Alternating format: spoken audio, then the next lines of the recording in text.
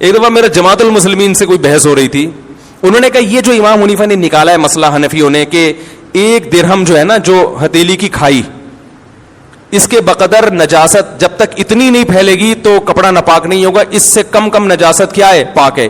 1-2 قطرے اگر پیشاب کے شلوار پہ لگ گئے تو وہ نماز ہو جائے گی. یہ کہاں سے نکالا ہے؟ اور وہ بڑا پروپیگنڈا کر رہے تھے, جماعت المسلمین کے تھے, یہ کہاں سے نکالا؟ قرآن میں تو آتا ہے وَثِيَابَكَ فَطَهِّرْ, اپنے کپڑوں کو پاک رکھیں, بار بار ہے نا قرآن میں. الطہارۃ شطر الایمان, اور لا يقبل اللہ الصلاۃ بغیر طہور, حدیث میں تو آتا ہے طہارت کے بغیر نماز قبول ہی نہیں ہوتی. اور یہ کہاں سے نکال دیا 2 قطرے پاک ہیں, یعنی 2 قطرے لگے ہوئے ہوں, تھوڑی سی نجاست لگی ہوئی ہو تو نماز کیا ہو جائے گی, ہو جائے گی.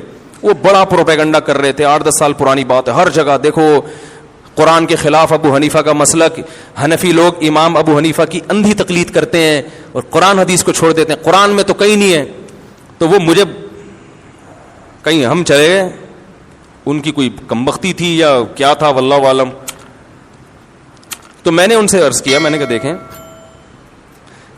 آپ قرآن میں جہاں یہ آتا ہے نا اپنے کپڑوں کو پاک رکھیں, قرآن میں یہ بھی آتا ہے ما جعل علیکم فی الدین من حرج, اللہ نے تمہارے دین میں ذرا بھی تنگی, ذرا بھی کا ترجمہ بھی جو گرامر جانتا ہے وہ کہے گا. من حرجن کا مطلب یہ نہیں کہ اللہ نے تنگی نہیں رکھی, من یہ بھی تاکید کے لیے اور تنوین بھی تقلیل کے لیے, من حرجن ذرا بھی تنگی نہیں رکھی ہے. میں نے کہا ایک حدیث. دوسری بات یہ کہ صحابہ کرام جب استنجا کیا کرتے تھے تو سب کے پاس پانی میسر نہیں تھا, ڈھیلوں سے استنجا ہوا کرتا تھا. جو لوگ پانی سے استنجا کرتے تھے قرآن نے ان کی تعریف کی ہے اس زمانے میں نا, کہ پانی سے استنجا کر رہے ہیں, قرآن نے تعریف کی, صفائی پسند لوگ ہیں. صحابہ میں اکثریت اس لیے کہ ایسے واش روم نہیں تھے, عرب میں تو پانی کا حصول بہت مشکل تھا. یہ بات تو حدیث سے ثابت ہے کہ نبی صلی اللہ علیہ وسلم نے فرمایا جو استنجا کرنا چاہتا ہے 3 ڈھیلوں سے استنجا کرے, صحیح ہے نا. تو میں نے کہا ڈھیلے سے جب استنجا کرے گا, جو حدیث سے صحیح حدیث سے ثابت ہے, جس کو آپ بھی مانتے ہو میں بھی مانتا ہوں کہ پانی سے استنجا ضروری نہیں ہے, تو ڈھیلے سے جب استنجا کرے گا تو نجاست اپنی جگہ سے مکمل صاف نہیں ہوتی. تھوڑے جب آپ نے پیشاب کیا, ڈھیلے سے استنجا کیا, تو کیا وہ جگہ سے مکمل پیشاب زائل ہو گیا ہے؟ مکمل پانی کے استعمال کیے بغیر زائل نہیں ہوتا.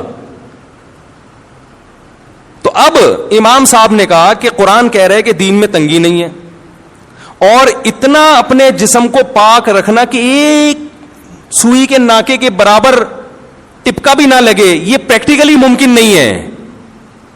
آ رہی ہے سمجھ میں؟ کہیں بھی جا رہے ہوتے ہیں چھینٹیں لگ جاتی ہیں کچھ نہ کچھ.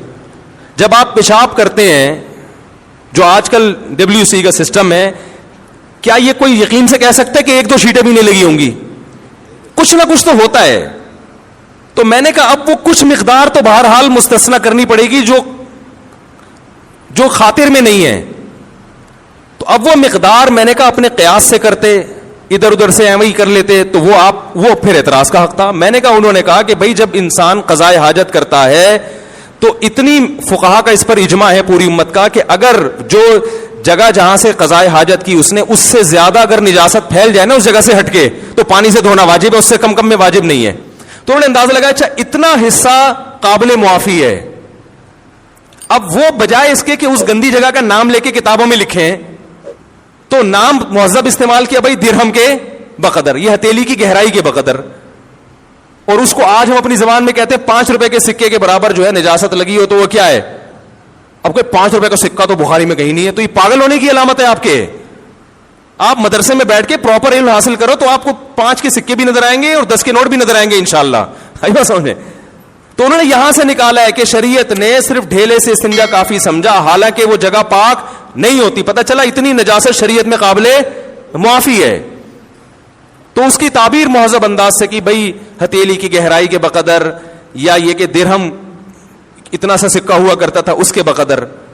تو میں نے کہا آپ بتا دو, اگر یہ دلیل غلط ہے تو پھر آپ بتا دو کتنی نجاست. تھوڑی نجاست معاف ہے, یہ تو پوری امت کا اجماع ہے.